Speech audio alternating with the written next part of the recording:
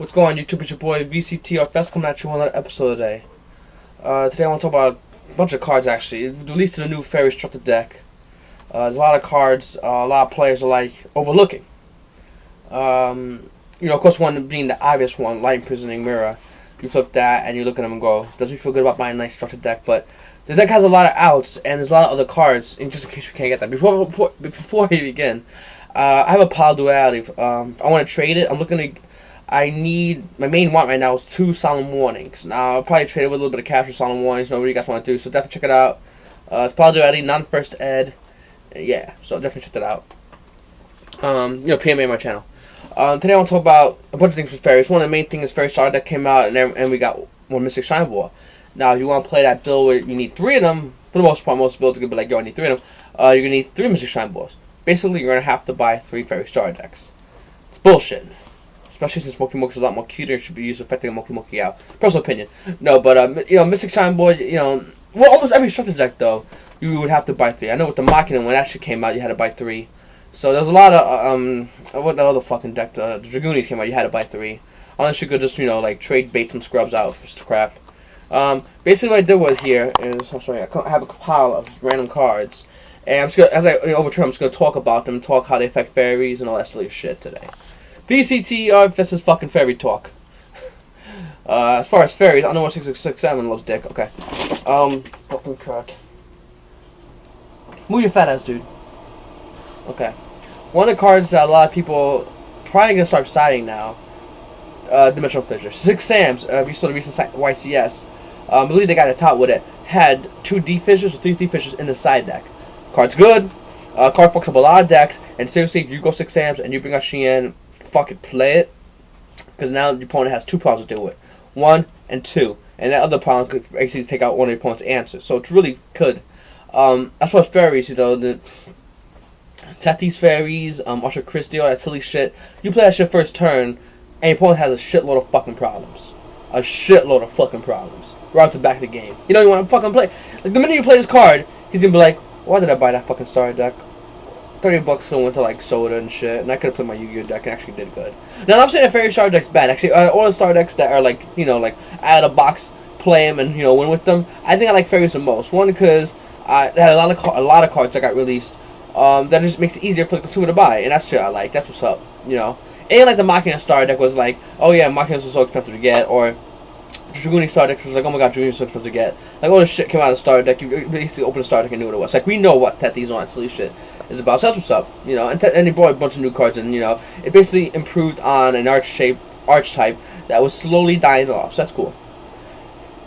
Oh, another card, Big Burn. Once again, any shit that touches the graveyard, but bam, they have to play that fairy bullshit. You flip a Big Burn on them. It's gonna really limit the effect of bringing a Christie out as far as early as they want to, even fucking them up, mid to late game. Big Burn's a fucking sweet card. Against Fairy Negation, it won't be that good of a card, so you're kinda not gonna play that fucking card. You'll probably get negated, your opponent will get a plus off it. Next card, fucking Phoenix. I always think called as Phoenix Wild Wind Blast. Phoenix Wing Blast, Wild Blast. Now this actually really is not mostly for fairies. It's decent, but fairies will not play this. This card's actually good for the plant archetype that's running like Zephyros, who's upside down, Zephyros, and all the other plant stuff. That's gonna be really where this card should really shine. I don't see a lot of decks playing this. This is a really good fucking card. You pitch Zephyros, pitch a Dandelion, pitch Spore, all the fucking shit that you really want to play out right in your hand, and basically make your opponent summon, make your opponent synchro even. Really set them back a lot, which is 2 cards basically. So any card you want to use their own discretion, but it can't really set your opponent back, especially if you play against a card they really need, like a monster, especially if they sack for it. Like, I don't know, Tethys. So Phoenix Wild Wind Blast is a fucking sweet card. Next card, Brain Golem. This actually brought to my attention a while back when fairies first came out, and everyone, a friend of mine, Greg Cohen's running the Archer Christie build, and there's a lot of people, Christie, Endless Run, Happy Herald. We don't fucking know that silly shit. This card is fucking amazing. I mean, it's a 1 sack. I'm gonna read the effect you guys don't know. By the way, it's 2500 attack, 1000 defense. Effects on face-up light monsters are in the field are negated. If this card shows a light monster, it can attack once again in a row. So basically, it's double attack against a light monster.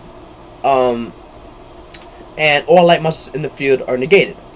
So you open the first turn and you bring this motherfucker out. Your opponent's basically gonna lose. If he plays Fairy Negate, if he plays I mean, he'll have limited answers, like, Torrential, I guess. If he plays, any kind of fairy build, you play this card opening against him, he's gonna fucking shit his pants. Next card, Zhaojin Jibidi, the Spiritualist. Great card, very useful against in light tone, actually. A good side of that card choice. Basically stopping all special summon monsters that are on the field. He has a low attack, you want to watch out for that. You want to play coward cards like Book of Moon or other shit like that, But it's a really, all in all, it's a great fucking card. So definitely, and makes special, stops special summoning. Most Happy Hero decks can't really do. I mean, he has like 200 attack, but yeah, Happy Hero don't really do that kind of attacking thing unless you feel comfortable to get the hero down. I mean, once you put him in attack mode, you get him in defense mode, and I'm pretty sure you should have a D Prism up there, so you'd be good on that. Next card, Thunder King Ryo. Once again, this is a natural card that's very anti-meta-ish. Anti-meta-ish, that's my new word. And good against fairies. So Thunder King Ryo really shuts that shit down. Like, you go Thunder King Ryo against most decks.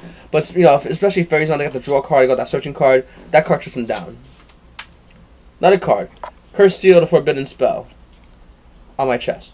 Curse Seal, the Forbidden Spell is a great card. A lot of people are not using it because it's like, oh my god, this card is a spell card. But the great thing about Curse Seal, the Forbidden Spell is it stops the spell from being used for us to the duel. Great against Goonies when you remove Dragon's Ravine.